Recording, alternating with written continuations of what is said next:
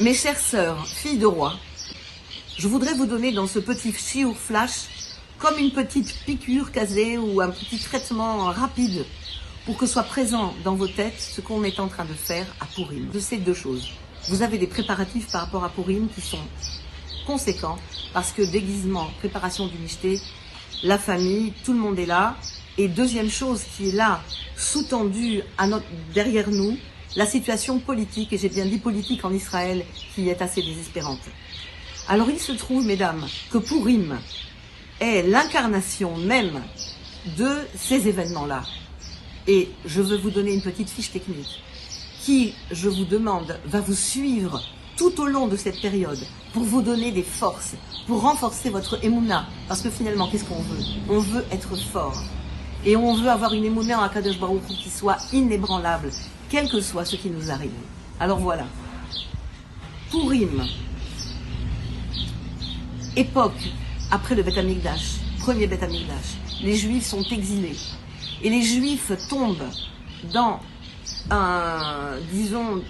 perdent leur valeur et tombent dans une période la plus sombre de l'histoire du judaïsme. Les valeurs se perdent, ils sont tous en Babylone. D'un côté, nous avons l'étude de la Torah, et d'un autre côté, le peuple, lui, perd ses valeurs. Il faut savoir une chose très importante, c'est que tous les Juifs sont dans l'Empire de Perse. Il n'y a pas d'autres Juifs ailleurs. Tout est là. Et donc, tous les Juifs sont sous la main du roi de l'Empire de Perse. C'est important à savoir. Autre chose importante à savoir, à l'époque, il n'y a pas ni de télévision, ni de possibilité d'écrire des lettres et autres. Donc, comment les événements s'enchaînent les uns après les autres? Avec des Nevi'im, les prophètes. Les gens, tout le monde, les Juifs, aussi bien que les non-Juifs, aussi bien que les rois de Perse, croient en les prophètes. Et ça, c'est très important. En cette époque-là, Empire de Perse, et je vous raccourcis, nos ennemis, c'est-à-dire le roi de Perse, attendent un moment, attendent de sentir que le Akadosh Baruch Hu a abandonné ses Juifs. Et c'est ce qui se passe, c'est ce que les Juifs montrent. Que les Juifs sont abandonnés et eux-mêmes se perdent dans leur foi. Ils ne croient plus. Et la chose extraordinaire qui va se passer, c'est que Esther Amalka, qui se trouve malencontreusement dans au royaume du roi de l'Empire perse, et qui est Achashverosh, elle ne voulait pas de cela, mais elle s'y trouve. Elle-même, Esther, mariée à Mordechai, selon la plupart des commentateurs, va se retrouver dans une histoire mêlée d'intrigues, mêlée de politique, alors qu'elle ne voulait pas ça. Elle était une femme juive, tsnoua, et elle ne voulait certainement pas de tout ça. Donc le peuple est là, le peuple juif complètement éloigné de la Torah, pas de Emouna, tout est écroulé. Elle, au royaume, devient reine par un concours de circonstances, elle devient reine. Et à ce moment-là, elle entend les projets, on veut détruire les Juifs. Et elle va faire quelque chose de tout à fait extraordinaire. Elle va tout d'un coup se ressaisir, elle va comprendre qu'un complot se trame et qu'on veut exterminer tous les Juifs. Et avec l'aide de Mordechai à Yehudi, donc son oncle ou son mari, ils vont relever ce défi. Ils vont arriver à faire Teshuvah. Ils vont arriver à renforcer ce peuple tellement éloigné qui ne croyait plus à rien et qui était en train de s'assimiler au point où ils ont participé à un banquet donné en l'honneur de l'éloignement du Dieu d'Israël.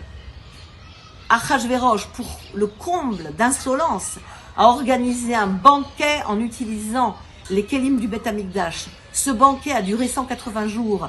C'était des orgies et de la dépravation au plus haut point. Et les Juifs y ont participé pour vous dire à quel point le Ham Israël était au plus bas de la vague.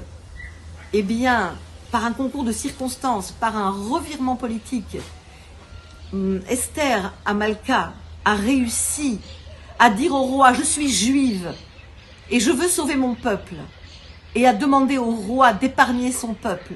Au même moment, par l'intermédiaire de Mordechai qui était à l'extérieur du palais, Ils sont arrivés à faire renaître de tous les Juifs, dans tout le cœur des Juifs, leur foi et leur dire maintenant, c'est maintenant qu'il faut que vous vous réveillez.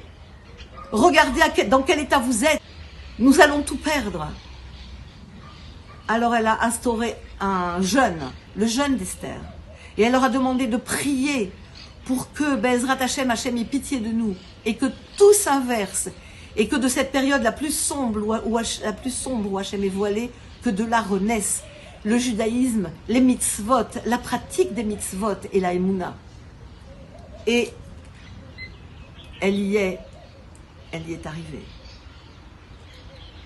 Elle est arrivée à puiser en elle cette force. Elle est vraiment la Malka. Elle est la Malka de l'époque, mais elle est la Malka d'Hachem, elle est notre Malka. Et donc nous avons en nous et dans nos gènes Mordechai HaYehudi, Esther HaMalka, qui ont réussi à remonter la Emouna de tous. Donc mesdames, je vous invite dans cette période à descendre au plus profond de vous, à retrouver Akadosh Baruch Hu qui est en vous, à réveiller vos gènes de royauté, que vous sachiez qui vous êtes, et à vivre dans ce Purim 4 mitzvot. Ces mitzvot-là ont été instaurés par Esther HaMalka, chose unique dans tout l'arsenal de nos mitzvot. Elle a instauré 4 M. Elle a instauré Megillat Esther, nous devons la lire. Elle a instauré Tanat, Laevionim. Elle a instauré Mishloach Manot et Mishte. Ces 4 M, 4 halachot, nous les devons à Esther HaMalka. Alors maintenant, mesdames, à quoi vous sert ce petit chiour flash? Il vous sert à vous dire que Esther HaMalka est en vous et que vous devez l'activer, vous devez la réveiller, parce que vous êtes, je suis, nous sommes Esther HaMalka, nous sommes fortes et nous devons réveiller notre Emouna, parce que Hachem ou un Meler, quel que soit le politique, quel que soit tout ce que vous entendez, quel que soit tout ce qu'on vous dit, Hachem est notre Dieu et Hachem le sera. Hachem Meler, Hachem Malach, Hachem Imloch, Leolam Vaed. Allez mesdames, allez Esther, réveillez-vous, soyez fortes et rayonnez de votre rayonnement de reine. Merci.